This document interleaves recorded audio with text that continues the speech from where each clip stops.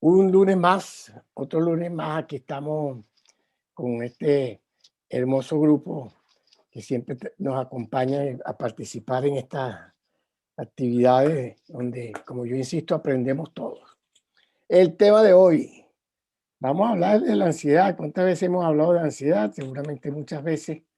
Es un tema que es muy interesante mantener en el tapete porque nadie está exento de pasar una crisis de ansiedad hasta que estemos vivos y estemos en este camino de la vida y se nos va a presentar momentos donde vamos a sentir ansiedad.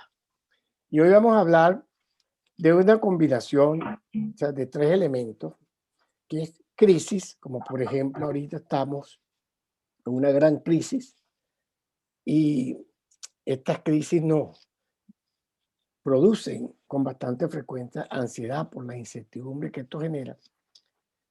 ¿Y por qué le metemos el tema entonces creatividad? ¿Ok? ¿Qué pasa con la creatividad? Hemos conversado en otra oportunidad que nuestros pensamientos, nuestra imaginación son muy poderosos. Entonces, nosotros tenemos una imaginación que ante una crisis nos puede llevar a una catástrofe o nos puede llevar a ser creativos. De eso vamos a estar conversando hoy. Tenemos a un invitado de lujo, quien está en Venezuela ahorita.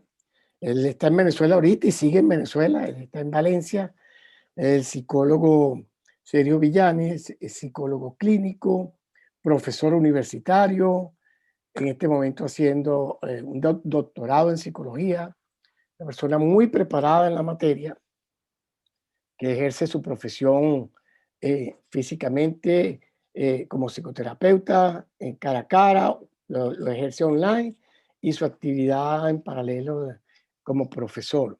Y con él vamos a conversar hoy sobre este tema, crisis, ansiedad y creatividad. ¿Ok? ¿Se puede transformar la ansiedad en creatividad? O sea, ¿es verdad que es la crisis la que nos hunde en un proceso de ansiedad? ¿O es nuestra imaginación la que nos hunde en la ansiedad? Te dejo la palabra, Sergio, para salude y comencemos a responder estas preguntas con las que estoy iniciando esta actividad hoy. Saludos a todos, ¿cómo están? Un placer poder compartir con ustedes. Muchas gracias por invitarme, es un honor. Y bueno, aquí vale decir buenos días, buenas tardes, buenas noches, ¿no? Porque están de todos los continentes por aquí, con nacionales, ¿verdad? Así es, así es, así es. Sergio, entonces, y arrancando, ¿es la crisis la que nos hunde en una ansiedad? ¿O es la imaginación la que? ¿Qué opinas de esto? Bueno, las dos cosas, pero yo creo que sería bueno comenzar definiendo tres cosas que se parecen mucho, o cuatro pudiera ser. Una cosa es el estrés, otra cosa es la ansiedad, otra cosa es la angustia. Entonces, ¿qué diferencia hay? Diríamos que el estrés es la sobrecarga de trabajo o el déficit de trabajo. Es decir, o tengo mucho trabajo o tengo déficit de trabajo. Eso es estrés. Yo diría que el estrés es real. Lo vivo hoy. Hay una cosa que se llama la capacidad que una persona tiene para afrontar cargas de fuerza, tanto mentales como físicas, ¿no? La ergonomía. Es como que si tenemos una fábrica de lápices y determinamos en el equipo que un trabajador puede hacer 300 lápices al día, y si le pedimos que haga 50, se va a estresar porque va a pensar que lo van a despedir. Pero si le pedimos que haga 1000, también se va a estresar. Y si ese estrés es sostenido en el tiempo, va a generar somatizaciones. Entonces el estrés es real, lo vivo como una incomodidad. Por ejemplo, en Venezuela el colapso de los servicios públicos es estresante, lo percibo como una amenaza también. Mientras que la ansiedad, los manuales de psiquiatría utilizan la primera palabra para definirlo como preocupación. Es decir, que yo utilizo mi pensamiento, como tú lo decías, mi imaginación, la utilizo para anticiparme a un peligro que puede ser real o puede que no sea real. la mayoría de los pacientes cuando reportan ansiedad, es como nosotros los seres humanos en el día tenemos, cuando amanece, ¿verdad? Tenemos 35% de posibilidad de que nos vaya muy bien en el día, 35% de posibilidad de que sea un día neutro, normal, y 35% de posibilidad de que sea un día muy malo. Y la persona que tiene un cuadro de ansiedad, una ansiedad patológica, prefiere elegir, abraza la posibilidad de que va a ser un día muy malo. Le llamamos pensamientos catastróficos, ¿no? Esa es la ansiedad.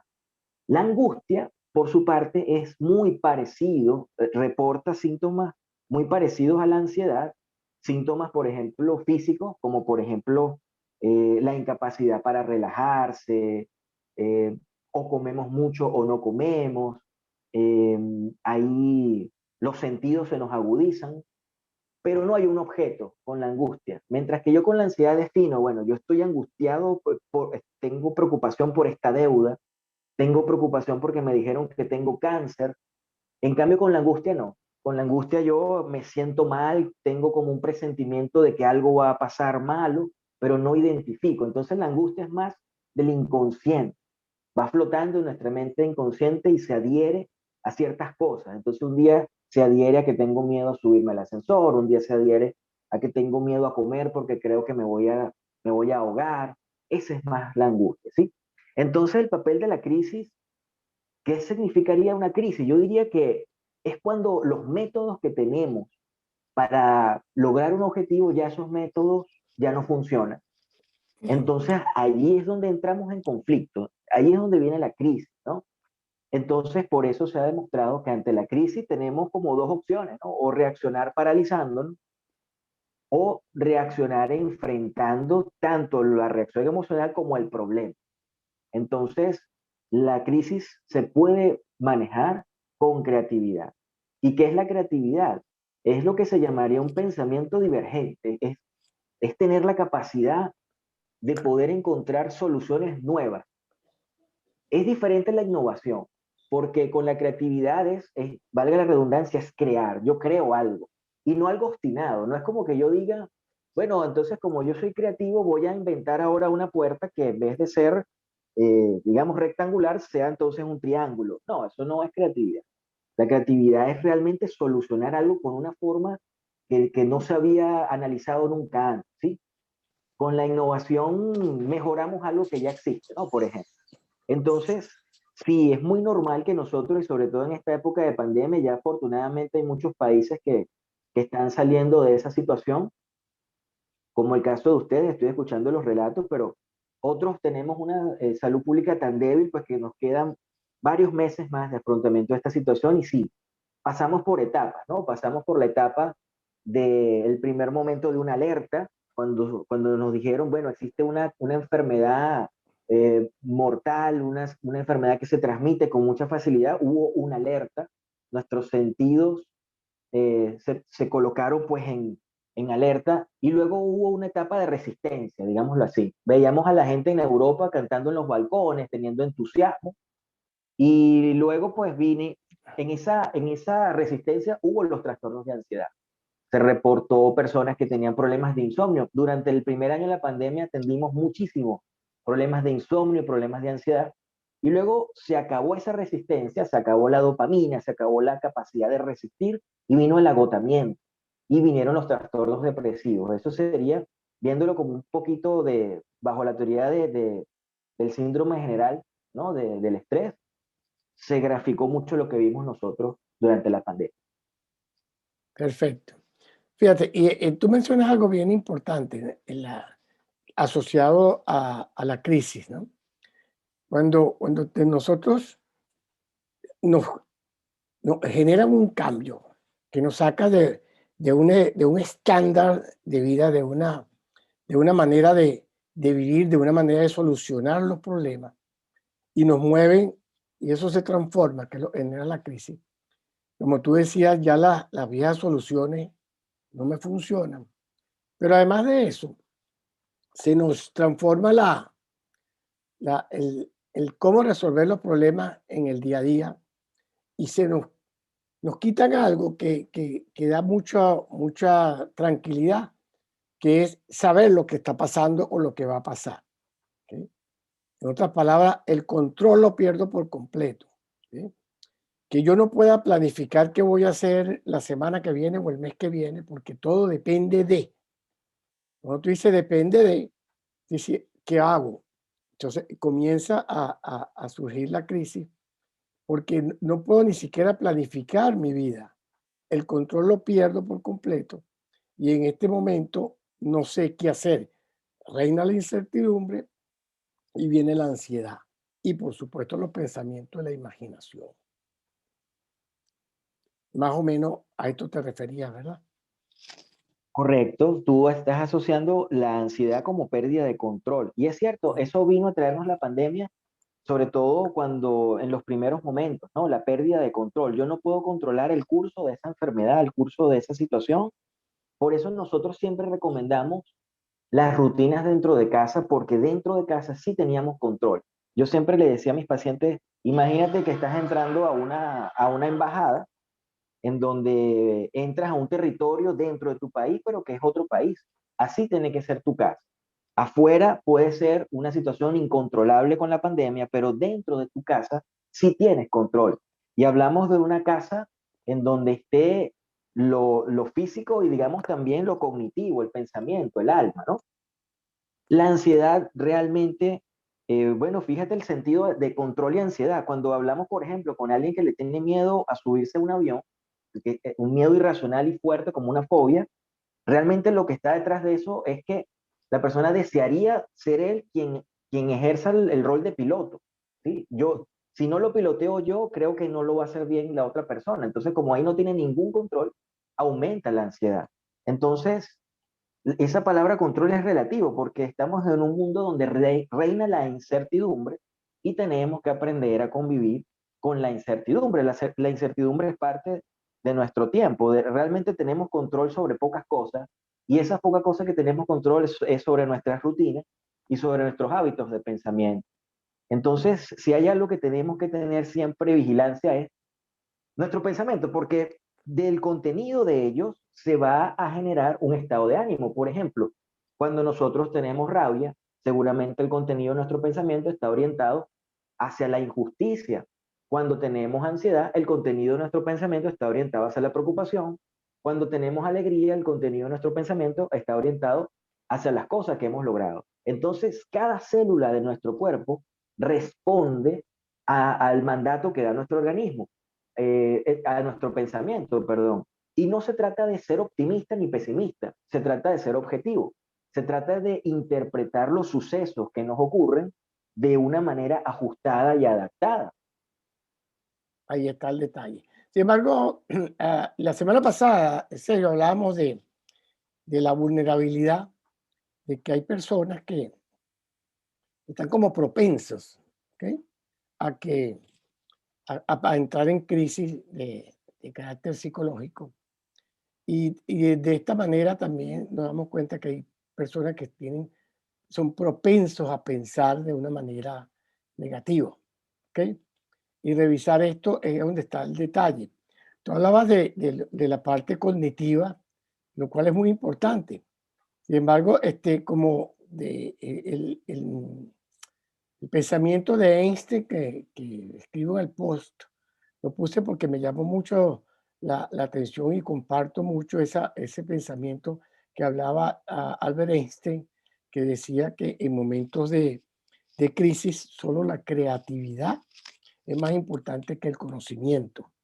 Y por eso es que en estos momentos es que surgen grandes desarrollos y grandes vías, porque las personas, como tú bien lo decías, la ansiedad viene dada de la preocupación y en este momento el que se ocupa en lugar de preocuparse es el que va a darle un camino positivo a lo que está sucediendo. ¿Qué piensas? Sí, en efecto, frente a esa amenaza, muchas personas pueden caer en la tentación de sobrepensar. Es como cuando a alguien le dicen, usted tiene cáncer. Ok, ¿cómo afronto yo eso? Yo puedo quedarme todo el día rumiando, es decir, teniendo el hábito de pensamiento que el cáncer se convierta en el centro de mi vida. y paso todo el día dándole protagonismo al cáncer. Eso sería sobrepensar, pero también sería, digamos, desajustado negarlo, ¿no? Yo no tengo cáncer, Claro. están mintiendo, esos exámenes son irreales.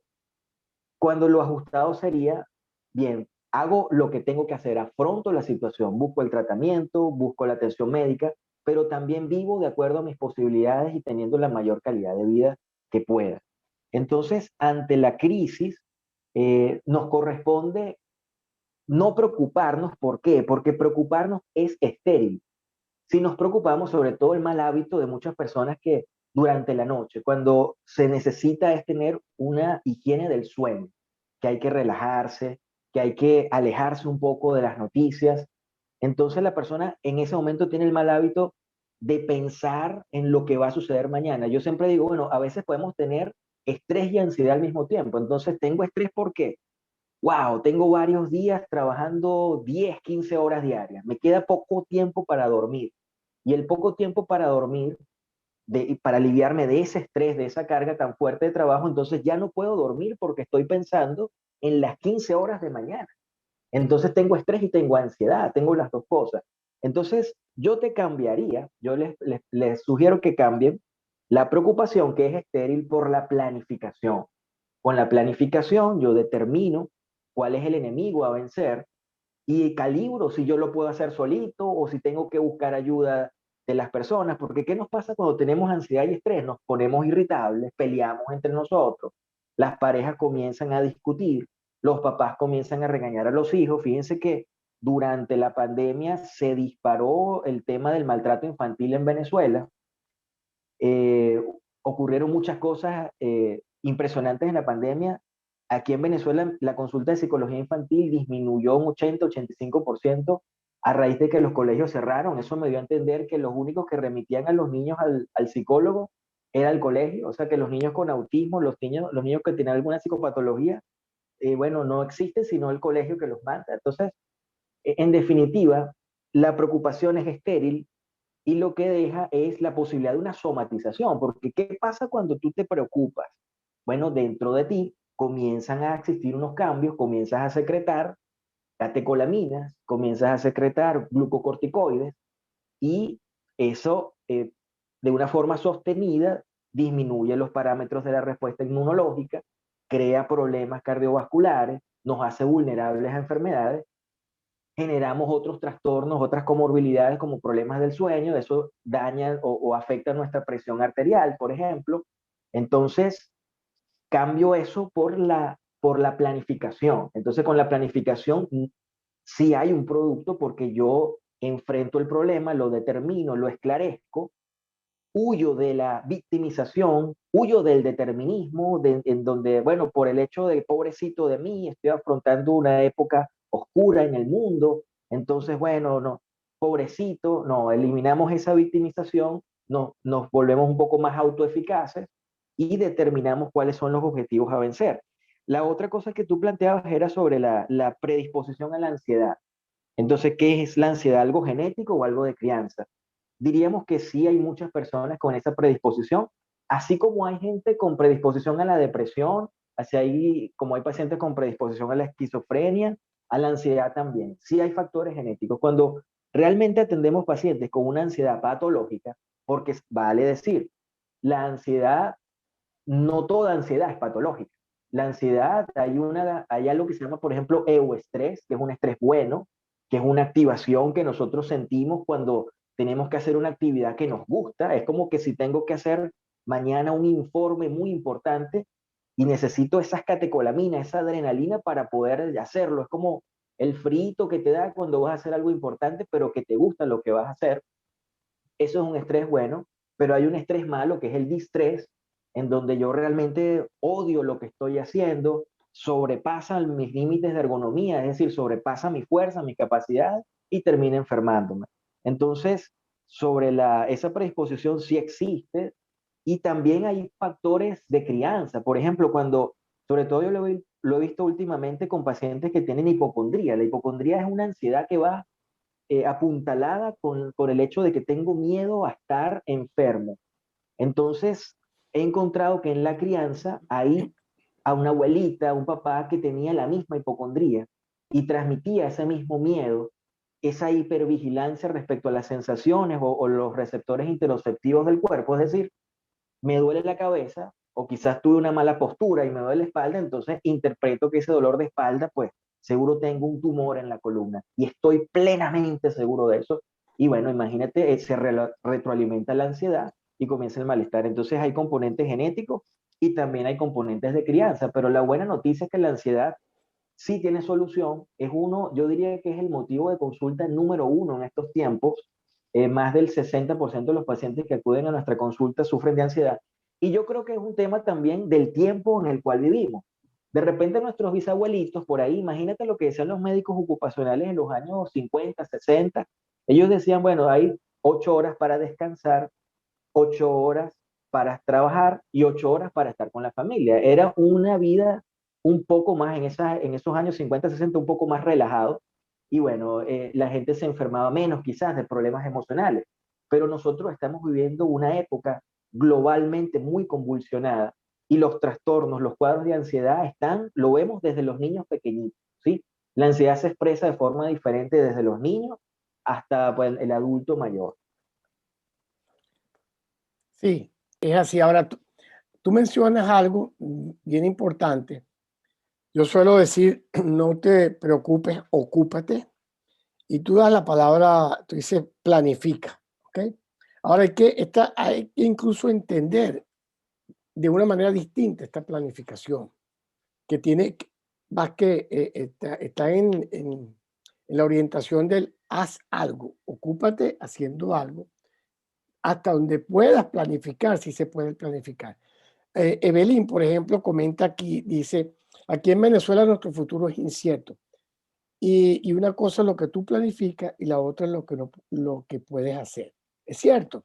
Ahora, en Venezuela está ahorita de una manera mucho más grande.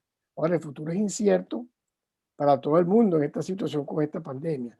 En el año 2020 pensábamos que era como decir feliz año y despedimos el año viejo y no me cantes esta canción de yo no olvido el año viejo, yo quiero olvidarlo porque llega el 2021 y aquí estamos en el 2021 y estamos en algunos sitios hasta peor, hasta peor. Entonces sí, la planificación se enreda todo y de nuevo viene el proceso de cómo ser creativo para planificar hasta donde puedo planificar, porque la dificultad está en que si me quedo en la angustia, pues la ansiedad va a aumentar. Y como dice Sergio, no es casual, y es verdad, este es un mundo convulsionado, donde la ansiedad es el primer motivo de consulta que tenemos los psicólogos. Yo diría que están en ese orden, ansiedad, depresión, pareja, son relaciones en general, por ahí va, pero la ansiedad siempre lleva la batuta.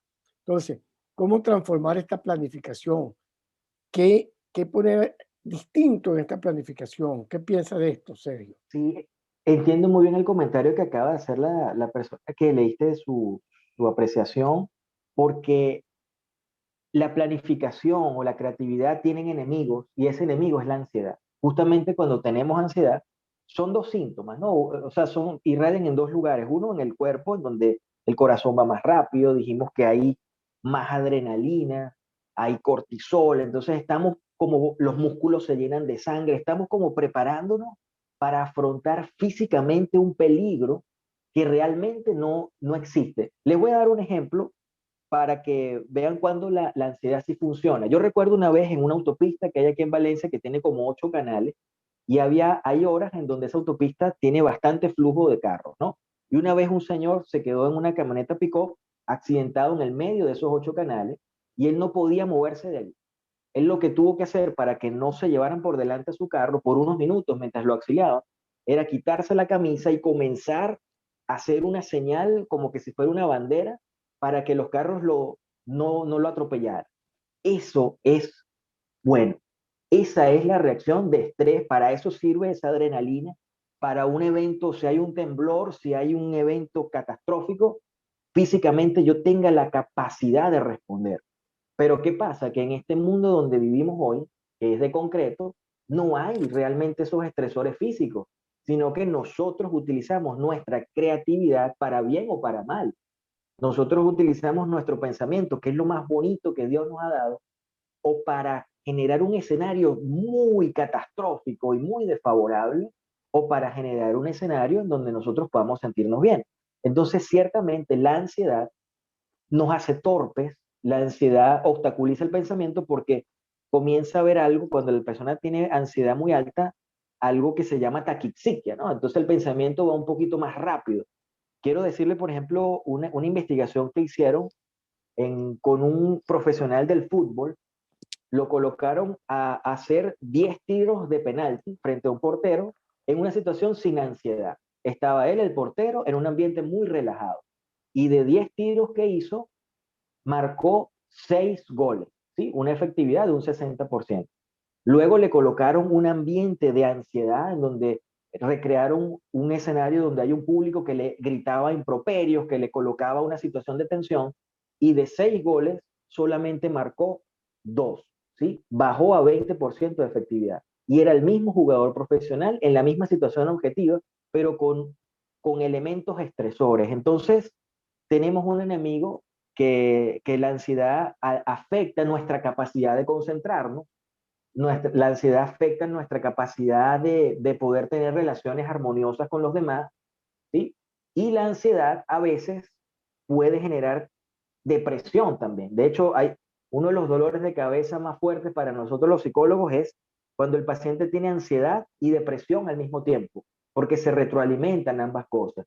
Entonces allí es como cuando un paciente tiene en ese estado tan exacerbado de que tiene días sin dormir, la depresión quizás lo salva, ¿no? De un evento cardiovascular, lo salva, le da un descanso, ¿no? Lo pone a dormir un tiempo, pero a un precio alto clínicamente. Entonces, ¿qué tenemos que hacer? Yo creo que el centro de todo esto está en el pensamiento. También tenemos que ver responsablemente que hay una parte médica con un cuadro de ansiedad.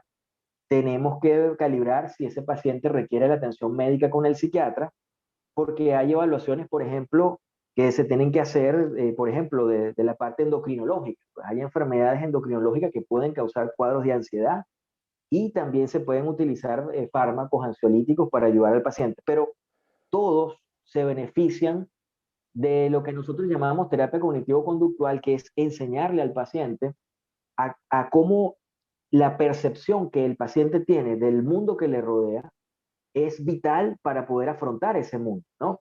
Víctor Frank, un gran psiquiatra, por ejemplo, que vivió en un campo de concentración nazi, parafraseando un poco lo que él decía, yo no puedo controlar lo que sucede a mi alrededor, pero sí puedo controlar mi forma de reaccionar frente a eso que sucede a mi alrededor. Entonces, siempre tenemos los seres humanos esa libertad de poder elegir cómo vamos a reaccionar. Si es de una forma desajustada, como la preocupación o el sobrepensamiento excesivo, la rumiación, o si vamos a tener pensamientos que sean un poco más orientados hacia el objetivo. ¿Sí? Sí, tal cual. Fíjate, Mariana pregunta que si los ataques de pánico son ansiedad.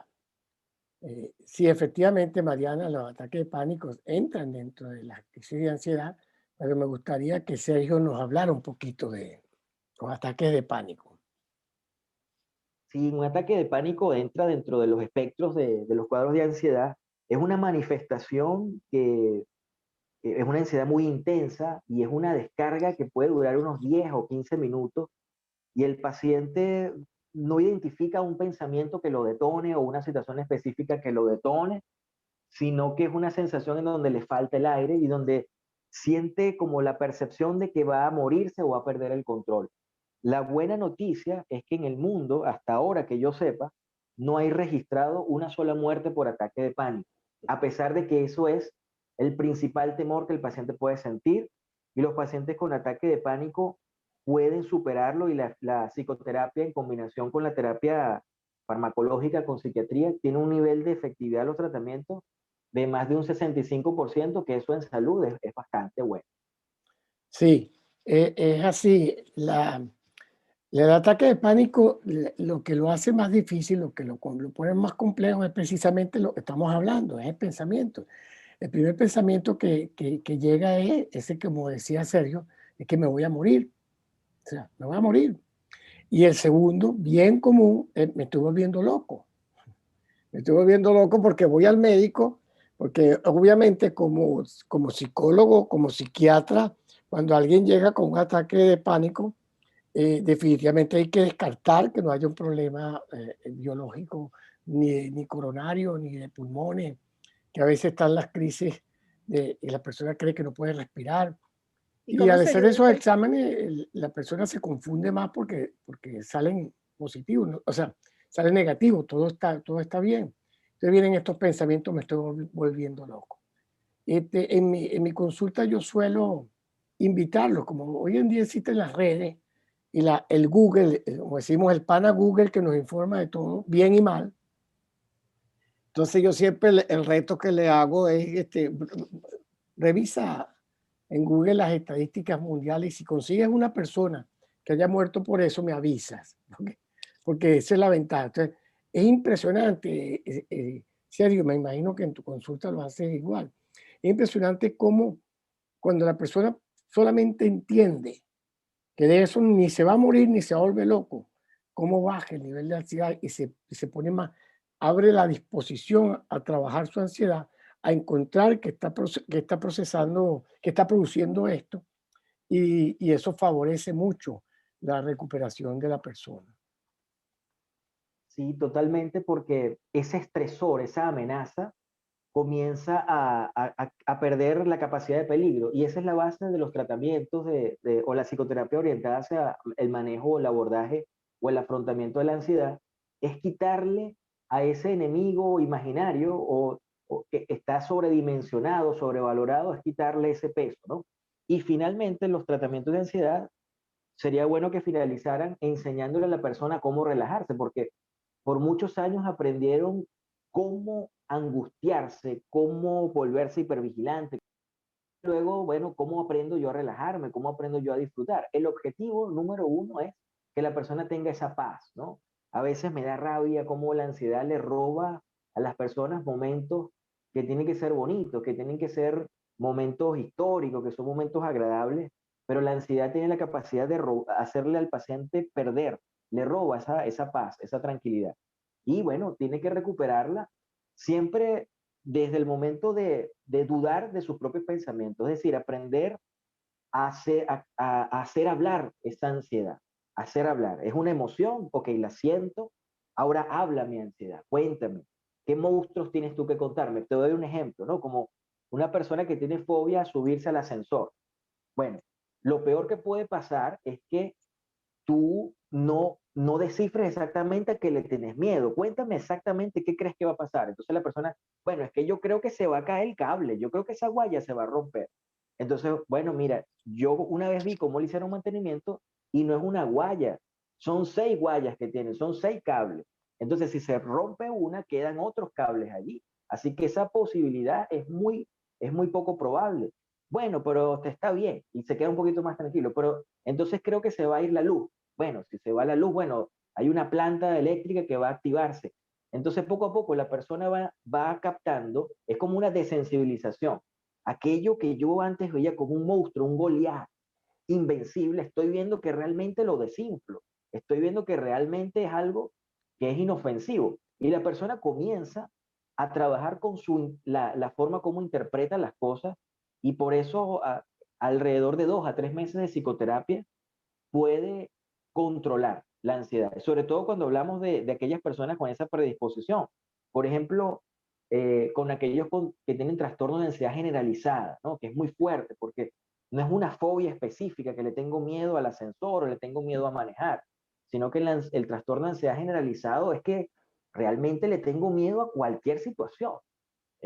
Muchas horas sin dormir, se generaliza, no puede reducirse a un solo evento. Y ahí el trabajo se hace mucho más complejo para la persona para poder reducir cada una de estas interpretaciones a algo eh, mucho más preciso, específico. Y en la historia siempre vemos que hay eventos traumáticos, bueno, no siempre, muchas veces vemos, cuando rastreamos en la biografía de una manera fenomenológica de estos pacientes, nos damos cuenta que hay eventos traumáticos. Por ejemplo, esta mañana atendí a un señor que tiene un trastorno de ansiedad generalizada y él me decía, llegamos de un proceso de hipnosis, y él me decía, veo cómo mi papá, cuando yo tenía 5 años, llegaba alcohólico y maltrataba a mi familia y yo me escondía, mi mamá me ponía arriba de la nevera para que él no me tocara. Y yo hoy tiemblo, es un hombre de 40 años y tiembla. Y la primera vez que él pudo recordar que temblaba era allí. Entonces es un trauma. Esa palabra trauma es como los traumatólogos, ¿no? Que hablan que un hueso se quiebra. Lo mismo pasa en la personalidad. La personalidad con un evento que tiene la capacidad de ser tan fuerte moldea o condiciona la personalidad de alguien y de allí se comienza a vivir o a interpretar amenazas y riesgos muy condicionado a eventos específicos que vivimos en nuestra biografía. Por eso la ansiedad hay que verla de un punto de vista, desde el punto de vista del psicólogo, no solamente casado con una sola orientación terapéutica, sino que ahí hay que ser un poco más ecléctico, hay que ser, como se habla hoy de las terapias integrativas, que incluyan pues esas posibilidades de hacer que la ansiedad hable más en el paciente, por el contrario de lo que el paciente ha aprendido, que es a reprimirlo y a darle más fuerza, ¿no? Es así, es así. Es todo un tema, además de todas las personas no lo van a procesar igual, lo van a procesar de manera distinta, de manera distinta. Nos dice Judy, pregunta, ¿la ansiedad es parte del proceso creativo?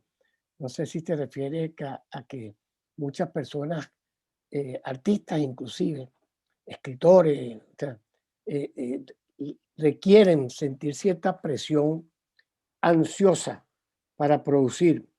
Yo me atrevo a asegurar que no siempre es así, pero a él vuelvo al punto de que todos somos distintos.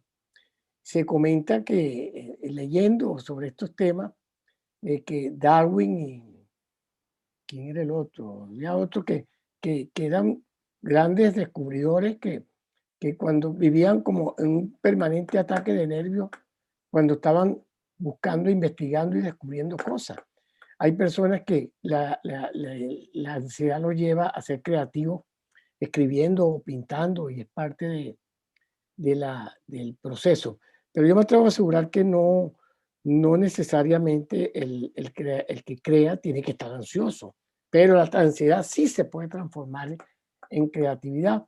Como decía un filósofo danés por el año 1800 y tanto, ni siquiera nada reciente, que decía que la ansiedad era un proceso dual, ¿eh?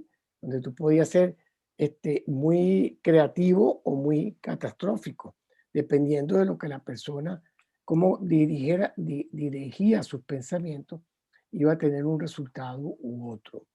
Es lo que más o menos yo puedo decir al respecto. ¿Tienes algo que complementar, Sergio? Esa pregunta es muy interesante. Me hizo recordar algo que en algún momento yo llegué a pensar, le coloqué por nombre la angustia por el conocimiento. Tantos años dentro del sector universitario, yo noté que habían estudiantes que ellos sabían desde muy jóvenes que iban a tener altas responsabilidades, sobre todo estudiantes de medicina, que ellos sabían que se iban a enfrentar a un hospital, a múltiples situaciones, condiciones.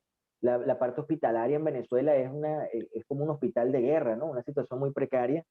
Y esa angustia del conocimiento era algo así, ellos lo manifestaban como tengo que estudiar, tengo que aprender mucho, porque sé que voy a tener altas responsabilidades en el futuro. Y sí, ahí la ansiedad académica, ahí el estrés académico, pero en definitiva lo que cambia es el foco, ¿no? El detonante. Para cada persona hay un detonante distinto. Hay personas que se le enferma el perrito y bueno, caen en un cuadro de ansiedad, mientras que hay personas que Es tienen en así. casa en este momento 2 pacientes con COVID grave y bueno, las personas tienen temple y tienen una capacidad de manejar ese estrés. Allí cada quien tiene su fortaleza, ¿no? Cada quien tiene lo que nosotros los psicólogos llamamos la dimensión de estabilidad emocional o la capacidad de manejar el estrés. Dice, preguntaba Mariana, si cómo hace para trabajar la ansiedad en personas mayores, jubilados. Este, yo creo que la persona mayor y jubilado precisamente entra en una crisis cuando no tiene preparado un qué voy a hacer una vez que cesó una actividad. Es parte de lo mismo. Nosotros estamos en un proceso rutinario donde tenemos todo bien claro, bien identificado. Nos cambia el escenario, que a pesar de que el cambio es lo único permanente, lo decimos una y mil veces, pero cada vez que hay un cambio significativo, mueve el piso. Y la persona que viene acostumbrada a una actividad laboral, que han venido cambiando mucho estas actividades a través del tiempo, y está identificado con el rol que desempeñaban en la actividad profesional o la que tuviera, y cesa la actividad y se tiene que jubilar y tiene que estar ahora en su casa. Fíjate, él tiene, lo estoy poniendo yo. Él va a parar algo que estaba haciendo una rutina. ¿Está preparado para lo que viene? Esa es parte del juego. Si no está preparado, obviamente le toca empezar a crear otras actividades y de nuevo surge la creatividad. Es que ahora, antes me quejaba porque no tenía tiempo y ahora me quejo porque tengo mucho tiempo libre. Y no nos damos cuenta que lo que tenía era un tiempo más ocupado y que ahora puedo ocupar este tiempo, pero en otras actividades. Me cambiaron el escenario, me cambiaron la manera de vivir. ¿Qué hago ahora? ¿Qué piensa de las personas mayores, el retiro, las jubilaciones y la ansiedad?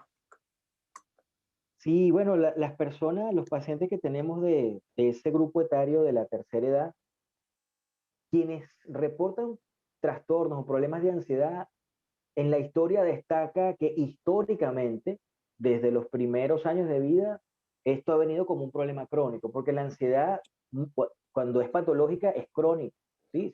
Se mantiene. El paciente va, hace terapia, luego se va de la terapia un año y luego regresa en algún momento con alguna crisis. O sea, regresa nuevamente, ¿sí? Pero lo que yo veo más en la tercera edad es la depresión, ¿sí? La depresión. ¿Por qué la depresión? Porque a esa edad hay la percepción de que hay más pasado que futuro.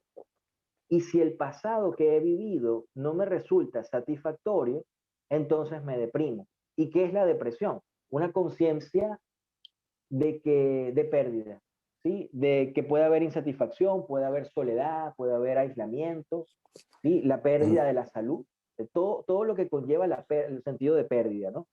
Entonces, es lo que más se puede ver y es una depresión difícil de manejar, ¿sabes? Porque es lo que a mí más me cuesta, ¿no? Trabajar con personas en la tercera edad con estos problemas de depresión, porque su mentalidad parece ser más rígida, ¿no? No son tan susceptibles a aquella flexibilidad de poder cuestionarse y de decir, puede ser que esté equivocado en mi forma de percibir las cosas, sino que es un poco más rígida, ¿no? Entonces, hay comorbilidades, hay padecimientos, hay situaciones de dolor somático, físico, por enfermedades que estén previas, y es un poco más difícil. Por eso hay que trabajar también con la familia, para que esa familia realmente se convierta en un soporte emocional, se convierta en un apoyo, construir un mapa social que pueda ser satisfactorio, porque, como decían muchos autores, hay una vejez que es exitosa, ¿sí? No toda la vejez es sinónimo de que exista un trastorno o que existan compromisos como tal. Tenemos que trabajar en función de esa vejez exitosa y eso tenemos que construirlo desde ahorita. Desde un punto de vista existencial, yo creo que los seres humanos tenemos un cuerpo, un alma y un espíritu. Pero yo creo que la mayoría de la gente vive ahorita pensando que solamente es un cuerpo. Es decir, darle al cuerpo lo que te pide comida, te pide cosas que son placeres inmediatos, ¿no? Pero descuidan la parte espiritual, la bondad, lo generativo, el ayudar al otro. Bueno, la Biblia dice que los frutos de Dios en el espíritu es amor, gozo, paz, benignidad, templanza, mansedumbre. Contra tales cosas no existe ley, ¿no? Se nos olvida que también somos un alma, en el alma está la espiritualidad, perdón, en el alma está el intelecto, las emociones, el cultivarse. Entonces, si nosotros desde que tenemos una edad ya de adulto comenzamos a cultivar lo que ontológicamente somos, ¿no? Un cuerpo, un alma, un espíritu, si tenemos la dicha de llegar a esa tercera edad, quizás lo haremos con más plenitud, porque he hecho algunos estudios con personas que están en una condición terminal, por ejemplo, que tienen una enfermedad oncológica y de cualquier edad, ya saben que quedan 2 meses de vida, 1 mes de vida, y ya lo saben. No necesariamente hay cuadros depresivos, no necesariamente, porque esos años que han vivido han podido vivirlos a plenitud. Entonces, si estos pacientes más jóvenes que están en una condición terminal, que tienen una conciencia pronta de la muerte, no necesariamente están en cuadros depresivos, tampoco justificaría como patognomónico o como propio de la vejez el hecho de tener depresión. Lo veo también como algo injusto y como un desajuste de una etapa de la vida, ¿no? Así es. Estoy plenamente de acuerdo contigo en ese aspecto. ¿Dónde está la situación con respecto a alcanzar tercera, cuarta y quinta edad? Pues, hoy en día ya estamos hablando de muchas edades. Es que nos damos cuenta que estamos llegando a esta edad cuando estamos cumpliendo años, ¿ok? Entonces, no tengo 40 ni pendiente. Cuando tengo 30 ni se diga, tengo 40 y no, yo veo eso lejos, lejos. De repente, cuando me doy cuenta, yo estoy en el quinto piso, tocando las puertas del sexo, del sexto, y digo sexto porque tengo un amigo que cuando digo, tranquilo, preocúpate cuando empieces a sentirte sexagenario. Aunque tenga 60, ahora va a ser sexagenario, algo distinto, pero no me digas sexagenario. Entonces, es la actitud de cómo vas tomando eso y cómo lo has venido tomando en el tiempo, lo que definitivamente va a generar una u otra cosa. Pero estoy muy de acuerdo y volvemos al punto de ocuparnos, es ocuparte siempre. El tiempo es importante en el manejo de los trastornos emocionales. Decimos que el pasado, presente y futuro. En el pasado nos quedamos, está las crisis depresivas, por esto que comentaba Sergio. Lo que he vivido, cómo lo he vivido, el pasado, me quedé pegado en lo negativo, viendo hacia atrás, entro en depresión. Estoy ansioso y desesperado por lo que va a pasar mañana. ¿Sí? Entro en ansiedad. Y en el presente es cuando estoy manejándome bajo situaciones de estrés que me toca controlar y procesar de una manera positiva. Entonces vemos como pasado, depresión, presente estrés, futuro ansiedad. ¿Cómo nos salimos de esto? Es parte de la vida. Es parte de la vida estar en este proceso y en este juego. Y dependiendo cómo cada uno lo está procesando, va a ser más sano o menos sano, por decirlo de una manera. ¿Alguien quiere hacer un comentario? Gilberto dice agradecer siempre y accionar responsablemente. Siempre contribuye a lo que vivo. Siempre se contribuye a lo que vivo. Alguien me decía o leí estos días, tenemos un error al decir, tengo tantos años. ¿Ok? Yo no tengo 60 o 65 años, sino yo viví 60, 65 años. Y estoy viviendo porque cada vez voy a vivir menos. ¿Ok? Y esa es parte desde que nacemos. Los años que vivimos ya los vivimos. ¿Eh? Pero, bueno, decimos tengo, eso es verdad. Opiniones, los escuchamos, anímense. Para todos es importante creer que siempre hay cambios y hay que adaptarse. Así son los ciclos, dice Gilberto. Okay, Judy, hay empresas que han prosperado en épocas de crisis, innovando, creando. La ansiedad puede tener un lado negativo y un lado positivo. Precisamente de esto se trata y es lo que queremos transmitir en esta conversación. Las empresas también somos gente, los que las llevamos, los que las dirigimos. Entonces nos pegamos, nos que paralizamos con la crisis o accionamos y creamos. Sergio, ¿algún otro comentario que quieras agregar? Algo interesante que estaba leyendo justamente ayer cuando estaba repasando temas sobre la creatividad y me encontré algo interesante sobre Walt Disney, ¿no? Walt Disney tenía un método de creatividad que se llama Imagineering, como algo así como una ingeniería de la imaginación. Okay. Entonces, era un proceso de 3 etapas, ¿no? Él decía que lo hacía operativo en su empresa. La primera etapa es la del soñador. Entonces ahí vamos a ponernos a hacer como una tormenta de ideas. Es como un libretista que está allí en ese, él le llamaba el rincón del soñador y ahí, bueno, dibujaba, daba rienda suelta a esa creatividad. Pero tenía una segunda etapa que era el realista. El realista es como el administrador. Vamos a ver si esto que el soñador habló es viable. Vamos a ver si le podemos dar forma. Y después hay una tercera vía que es el crítico, ¿no? El crítico es, bueno, esto que el soñador y el realista planificaron, pues funciona. Vale el esfuerzo hacerlo. Hay pérdidas, hay ganancias.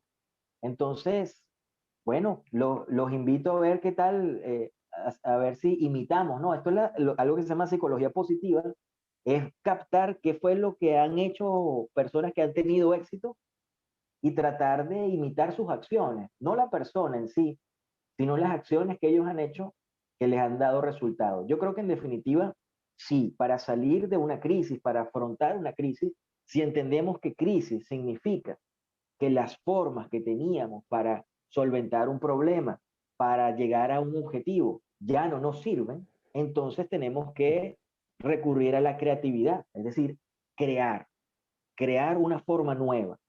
Entonces, esa creación de forma nueva es una habilidad y una habilidad que no nos enseñaron en el colegio, porque el colegio mata muchas veces la creatividad. El colegio hace homogéneo el grupo, masifica la educación memorística y no se incentiva mucho la creatividad, la capacidad de innovar, la capacidad de hacer cosas nuevas. Entonces, valdría la pena empezar, como toda habilidad del pensamiento, ese pensamiento divergente. Para dar un ejemplo, ¿qué es pensamiento divergente? Es como que si yo te muestro un clip, ¿no? De eso que usan para organizar las hojitas. Bueno, un clip puede servir para eso, organizar las hojitas, puede servir para reparar algo electrónico. En Venezuela te decimos, bueno, mira, pásame un alambre y con eso resuelvo mucho a la hora de que algo se echa a perder. Eso es creatividad. Entonces, básicamente eso es lo que tenemos que hacer. Yo he podido ver, viviendo en este país maravilloso de Venezuela, que estamos pasando una de las etapas más oscuras en nuestra historia, he podido ver que realmente la creatividad puede hacer la diferencia. Primero, nos puede sacar de la victimización, de aquel determinismo de que el hecho de vivir en Venezuela en este momento o de vivir en cualquier parte del mundo en esta situación de pandemia o de afrontar una situación específica, ya estoy condenado a quedarme aquí. Saber de que hay ciclos, saber que hay momentos. Yo veo en la Biblia cómo generales de la fe en algún momento tenían miedo también. Eran humanos iguales que nosotros. Por ahí hay veces que había un hombre, creo que se llamaba Elías, que una vez lo estaban persiguiendo y se fue a esconder a una cueva. Imagínate, se convirtió en un cobarde en un momento. Pero luego salió de la cueva y miró y respiró y tuvo aire. Eso lo necesitamos nosotros, ver al cielo, respirar, drenar lo que estamos viendo. No nos podemos esconder, no nos podemos victimizar. Eso sería un error. Lo que sí tenemos control es de lo que nosotros albergamos en nuestro pensamiento, en nuestra creencia, en nuestra fe. Antes, cuando yo me formé como psicólogo, recuerdo que era prohibido hablar de fe, ¿sí? Pero hoy en día la fe está en las investigaciones en revistas científicas de grandes universidades y se ha demostrado que la fe y la espiritualidad es un factor protector contra el estrés. Entonces vamos a llenarnos de fe. Hay gente que tiene la fe, por ejemplo, se ha puesto de moda escuchar los comentarios iniciales, bueno, algo que se llama mindfulness, ¿no? O que es algo muy del hindú, muy hinduista, muy budista, perdón, muy budista. Bueno, si yo soy creyente, entonces, bueno, o medito o hago oración. Bueno, la oración también puede funcionar igual. ¿De qué se trata todo esto? La capacidad de relajarnos, ¿no? Yo puedo estar afrontando una situación muy crítica y me retiro un momento a meditar o a orar y realmente allí viene una sensación de poder tener tranquilidad. Los seres humanos generamos bioelectricidad en el miocardio y en el tallo cerebral. Generamos bioelectricidad que se ve en los marcadores cuando a una persona le hacen un electroencefalograma, aparece esa gráfica de la bioelectricidad o un electrocardiograma sale allí. Y cuando usted hace una respiración diafragmática, usted comienza a controlar esa frecuencia, ¿sí? Y controlando esa frecuencia a través de la respiración, de la meditación o de la oración, usted va a poder controlar también lo que sucede, lo que hace a nivel de hipófisis, con esa a hipófisis y también a nivel de amígdala cerebral, en esa emisión de catecolaminas y de glucocorticoides que disparan la ansiedad. Entonces sí puede estar en nuestras manos y en esto es que nos basamos para darle a las personas mecanismos para defenderse, para afrontar estas formas de ansiedad que vimos hoy en día. Excelente, en serio. Mejor cierre no podíamos tener con con esta palabra que está dando al final. La creatividad está, como tú lo dices, asociada también a la fe y a la espiritualidad. E independientemente de las creencias que cada quien tenga, la espiritualidad se busca por distintas maneras, pero es algo que hoy en día está reconocido muy importante, como lo dice Sergio. Yo hoy en día escucho incluso psiquiatra, tengo un psiquiatra, un amigo, muy amigo que está en Miami, y una de las recomendaciones que él siempre da es el mindfulness y esa conexión espiritual que puede hacer por otras vías, porque las personas necesitamos de ese espacio también. Muchas gracias, Sergio. De verdad que has tenido una exposición desde mi juicio brillante y muy Excelente. didáctica para todos los que estamos aquí.